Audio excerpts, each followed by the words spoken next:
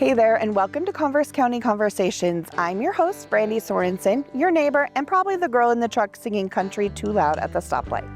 I want to tell you why this podcast exists and why I hope you stick around.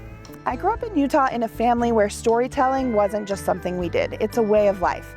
My dad had a gift. He was a cowboy poet and a world-class storyteller, and he saw everything as part of a bigger story. Every town we passed through, every mountain, diner, cemetery, or rundown barn, he had a name, a memory, and a lesson tied to it. It wasn't just nostalgia, it was connection. It was knowing that a town isn't made of buildings, it's made of people. And those people, they carry dreams, mistake, grit, and sometimes a whole lot of heartbreak, but also hope. And those stories, they matter because they root us. Now I live in Converse County, Wyoming. I love it here, the land, the pace, the people, but something's been missing. I don't know the deeper stories. I know the headlines and the businesses, but not always the legacy behind them. I don't know who started what or who kept it going through the droughts, busts, or booms. I don't know who sacrificed what to build the towns we now live in, and I want you. So this podcast, it's me learning. It's me chasing those stories down, asking the questions my dad used to ask. It's me sitting down with longtime locals, business owners, ranchers, veterans, school teachers, and maybe even a guy who sells your coffee to find out what they've seen, what they've built, and what they love or lost right here in Converse County. This is about deeper appreciation. It's about slowing down long enough to listen. It's about honoring the people who came before us and recognizing those still shape our towns today. And I won't lie, sometimes we'll get gritty. Real stories aren't always polished, but they're honest, and that's what makes them beautiful. So if you're someone who wants to feel more rooted, who loves a good backstory, or who just wants to see their hometown with fresh eyes, you're in the right place. Welcome to Converse County Conversations. Let's dig in. All right, well, welcome to Converse County Conversations. Today we are talking with Mr. Coach Heath Hayes. I never know whether to call you like Mr. or Coach. I feel weird calling you Heath, but anyways. You can. You're welcome to do that. So tell me a little bit about, for those who don't know you, what brought you to Converse County? Actually, we were visiting family. My brother was in Douglas and we were at State Fair, and my wife is a counselor, and they had an opening at the counseling center for her. Mm-hmm. And I said, well, you should just apply. Well, we ended up staying for the entire week at State Fair, and she did her couple interviews, dinner, breakfast. And I said, well, you better be prepared because they're going to offer you the job. Uh-huh. And we were at the time living in Saratoga, and so it was a good opportunity for us to get out. She didn't have to commute anymore to Rollins 4 days a week, and then work from home on a Friday. Mm-hmm. So it was good for us to move, and so that brought us to Converse County, basically. Okay.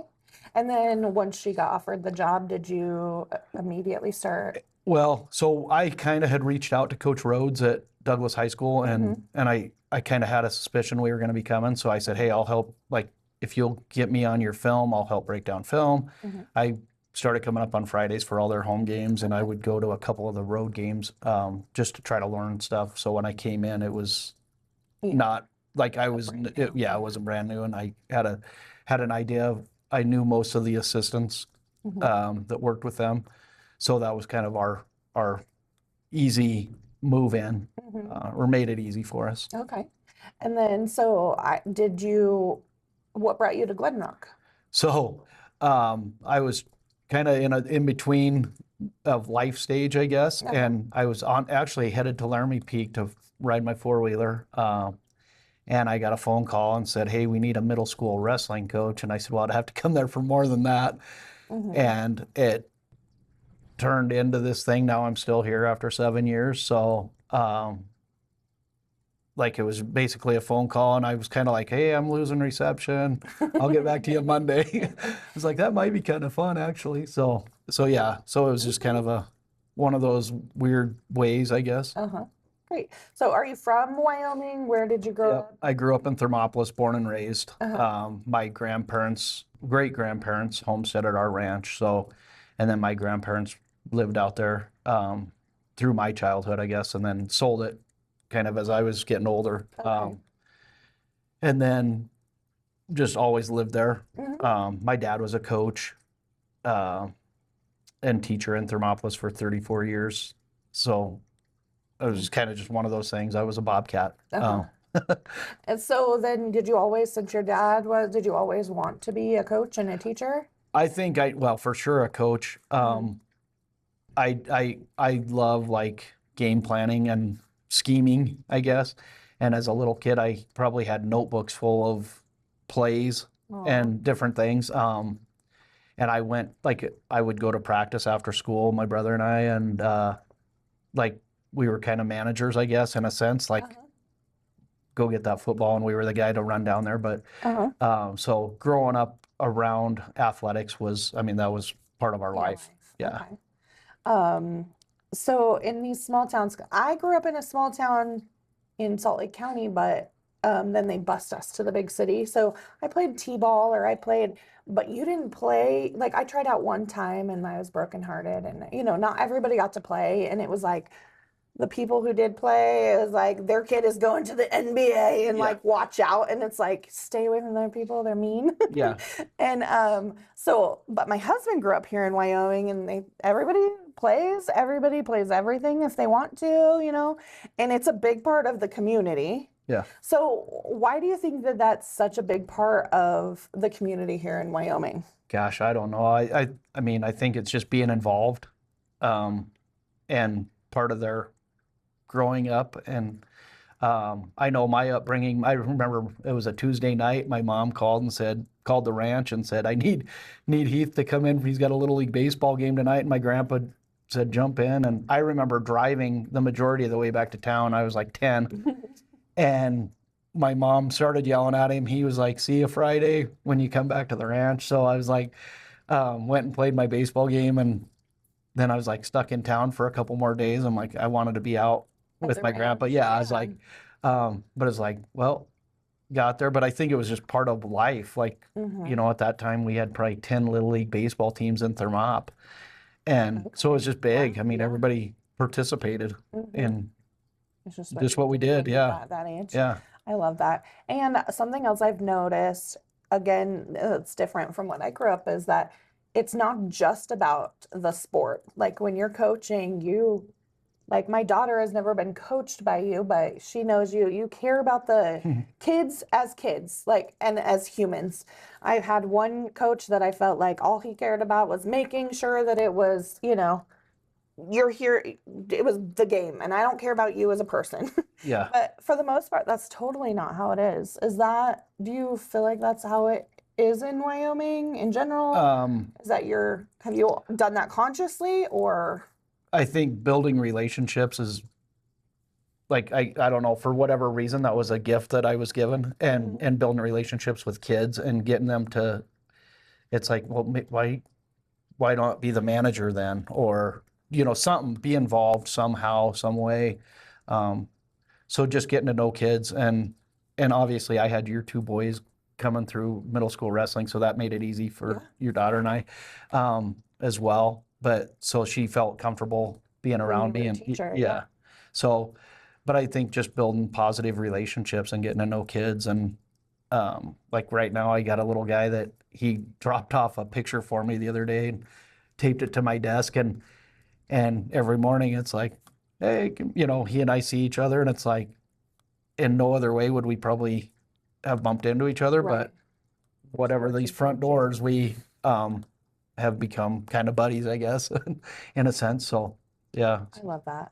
I think that's such a huge thing. And so you came into Glenrock after Glenrock football had a pretty dry few years. And I thought it would be great. You already knew these kids. You had coached a lot of them. And I think that played a lot into then the success this year. How do you feel about that? So when I came in, the middle school wrestling program, we had 13 kids. And the next year we had 28, and then we had 36, and then we got it above 40 a couple times the last couple of years. And so like just trying to convince kids, like, stay active, be busy. I know you're not going to maybe do it in high school or forever, but it's like, give it a try. And it was kind of convincing them to not quit. It's like, hey, you went through the first practice, now you can't quit. And I think we only had one kid quit in 6 years of that. And then football, it was, I had already established those relationships with them. So it made it easy like to get the kids. They knew me. I think they were scared that like conditioning and things might be, I think they thought it would be a little bit different than it was. Okay. And in the end, they're like, holy cow, that was a lot of fun. Like practices were organized, and we had did a lot of different things during them. So I think it's just kind of making it fun for them is kind of like how you build good things. So Yeah. And I think that definitely showed. It came out. We had a great season. yeah, it was fun. It was a lot of fun.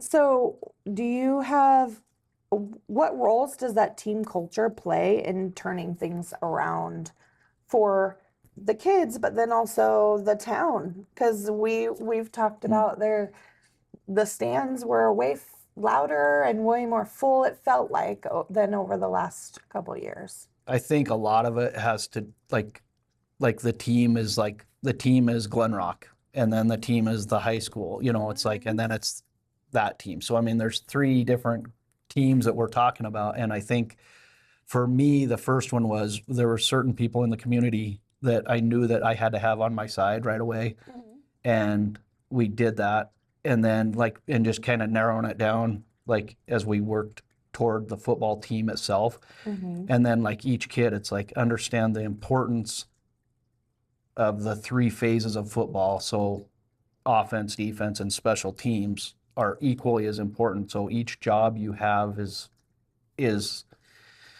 going to play a role in what we do and if we're able to have successes or not.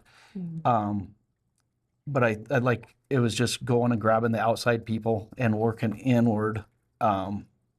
Like I knew who I wanted on my staff, like who I could work with, and that we had the same ideals of how to recruit kids and how we wanted to treat the kids. So that was important as well, in all of it, because they've also helped from the inside out again. Yeah. Yeah, that makes total sense.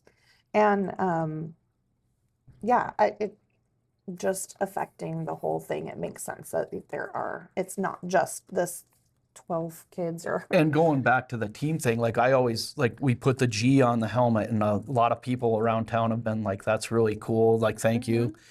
And I think that identifies not just the football kids, it's like the town. Yeah. The G is the stamp for the town, and the town is hardworking blue collar people. Yeah.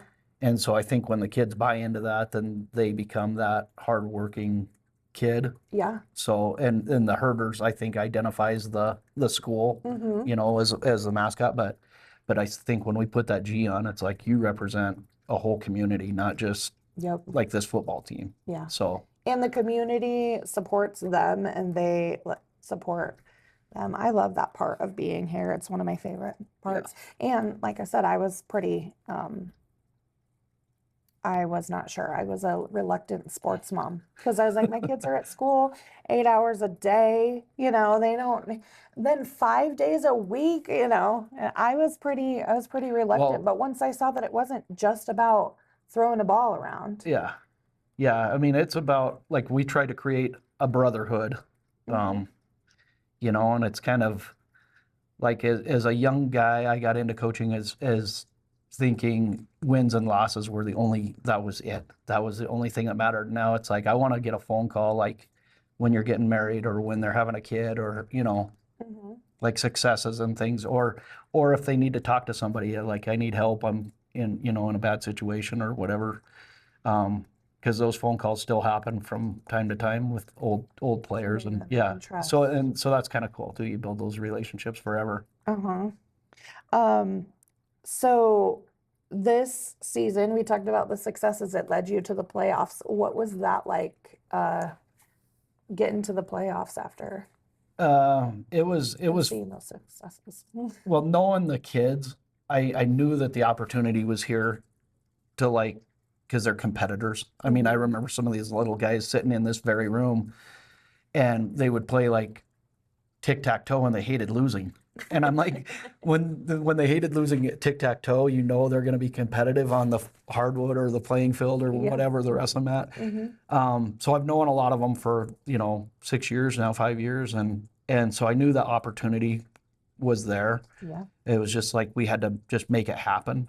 And unfortunately, they had some bad guidance, and like we just had to like forget all that and move forward.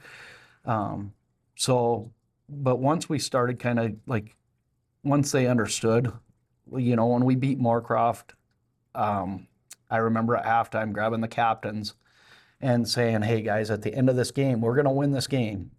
Because I think it was 26-0 at halftime. And I said, we're going to win this game, but at the end, we got to be able to like act like we've been there. Like we're going to go shake hands. We're going to go to our end, and we're not going to be taunting and flaunting. Like, so it was like we had to teach them how to win as well. Like, you know, so every little thing we was teaching them. Yeah. But I think once we won that game, and then we had a couple tough weeks, back to back, really hard road games. And then we came home and won the homecoming game, and I think that was the first homecoming game in 5 years that Glenrock's won. And not just for those kids, but the student body was incredible. But after the first win, I asked a couple of the kids like why they had to leave the field, and they said, well, they were told, you know, by administration. And so that week I went in the newspaper and I said, no, when we win, I want you on the field. Like, we got to create an environment where that's what we're going to do. We're going to celebrate it. Yeah, it's not just us. Because the crowd noise was, in some of those games, was like, holy cow, you couldn't even think sometimes. It's like, it was so loud, which was really cool. Yeah, that's awesome. So coaching these guys means wearing a lot of hats. Like you are a motivator and a teacher and a coach, but you also have to constructively criticize, or how do you balance that? Yeah, it's hard. You know, yeah, I mean, we're checking on their grades, we're checking on their behaviors in school, and like those negative phone calls aren't fun. And so it's like, oh my gosh, yeah, I got to run to the high school and have a meeting. And so, but I think that just goes into that process of building the relationship with the kid where like they know I respect them, and in, you know, in 5 years, we're going to be friends. And, but right now I'm your coach, and sometimes like a parent for you. And I mean, it's like, cause we all come from different walks of life. Some have really strong families. Some come from where they need a male in their life, or just kind of somebody as a parent figure. And they got to believe and trust that I'm helping them make the right decisions, and that our staff is putting them in the right positions and places to make plays on the game field. Yeah. So yeah, it's not, I wish it was just X's and O's. Yeah, that'd be easy. But it's not. Yeah. Yeah. Okay, so how do you think that sports help shape the next generation of Converse County? I think just being a part of a team, and then like representation. Like some of these young kids walk by me every day, and I'm like, oh, you're not out for wrestling? Why not? And they're like, well, I don't like it. I'm like, well, you don't have to do it forever, but all your friends are doing it. And the next day the kid's out. Yeah. So the next day the kid goes out, and it's like, so I think it's just one of those things that we have to just keep building as coaches, not just football, but across the board. Like, and let them understand, like, you know, track's not all just going running. I mean, you're working on techniques, and you're doing things that make you stronger for other sports and make you a better athlete. So I think sports helps you as an individual, not just sports. I think any activity, it's like teaches you to be part of a team, and how to handle adversities together, or, you know, or as yourself. Yeah. That's definitely something that it's converted me as a sports mom because I have seen that my kids aren't just learning their wrestling techniques, but they're learning, sure, I could wrestle, either not wrestle or wrestle this guy that I know is going to clobber me, but I know I'm going to get better because of it. And like, how many people in the world need to realize like adversity and going, me included, like I take the easy road a lot, but watching my kids realize that like going up against something that I know I'm going to fail, but I'm going to learn, that's awesome. Yeah. And wrestling's one that I always said, hey, that guy's got to put his foot on the line just like you do. So you have the same opportunity that he has. Yeah. So, And wrestling can switch just like that. This guy could be winning by a ton of points, make one wrong move, and he gets pinned. Yeah, and that's and then the next match that you meet up with them, he might beat you. Yeah, yeah. So it's a just nature of the beast, I guess. But it's life. Yeah, but it's like they just building confidence, I guess, and it's like learning how to win is the same as learning how to lose. Like I mean, in wrestling's one of those ones you see kids really wear their emotions, and because there's no one out there with you, and so what happens out there is all up to you. But football and basketball, like those team sports, you have some guys around you that can help you kind of rein it back in or whatever. But I was also surprised at how much of a team support there is in wrestling, even though it's an individual sport too. Yeah, it's kind of a different. It's pretty incredible. I mean, you become a family outside of your family again, and it's like, I mean, same with football. I mean, I feel like we have 100 moms, and dads, but they're on the outside, and and so you see different kids getting hugs by different people all the time, and that's very meaningful to them, to know that they have not just their family support, but other supporters. For sure.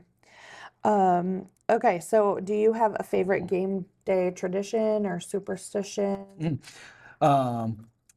This year, I got to where I did not like wearing my purple polo shirt because we didn't have the best of luck when we would wear those on the road. But not really. I think like I enjoy like the pregame stuff, being with our coaches, and we kind of go up and hang out in a classroom kind of where we're just us. No one else is up there. And we might watch another game that's playing early afternoon or something, and we'll sit there and then we kind of check on the volleyball. But not really, not necessarily like I love leading the kids out like for pregame stuff. Just kind of the build up is kind of what I like. Like as a kid growing up, I remember our high school band played the Magnificent Seven, and it was always at the same part of our warm up. And I was like, oh, I can't wait for, the Wildcat Band to play that. And so but it always hit the same time of pregame, all the time. And so it's just similar things like that. It's like there's certain songs that come on and it's like you try to tell the kids like, like be that guy. And they're like, what? And it's like, be the guy from Thunderstruck, like let it build up. But it's like keep your emotions kind of raw because, at 6 o'clock or 7 o'clock when you kick off, like your blood's going to be boiling anyway. So like try to keep them calm in the very beginning. And so really not, well, this year, like halftime, we kind of started a thing where we would get under the tunnel, like coming back out under the stadium at halftime. And I just made them like, before we broke and took the field, it's like we are Herder football, and that's what they have to know. Like that's what we are. And so that was probably one tradition that hopefully we can keep going and building on.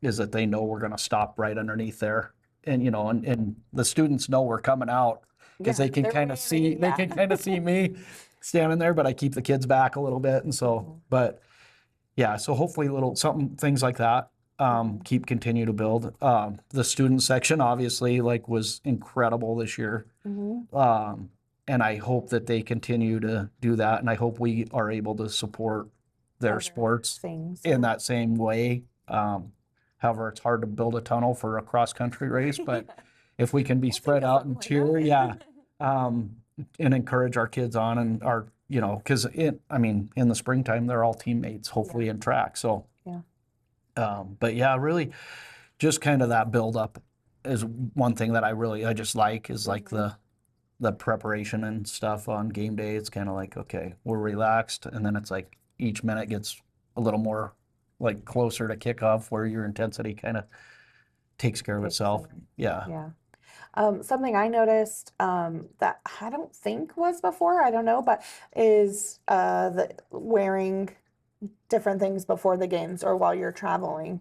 The game's on Friday, but we don't have school Friday, so on Thursday. What? Tell me more about that.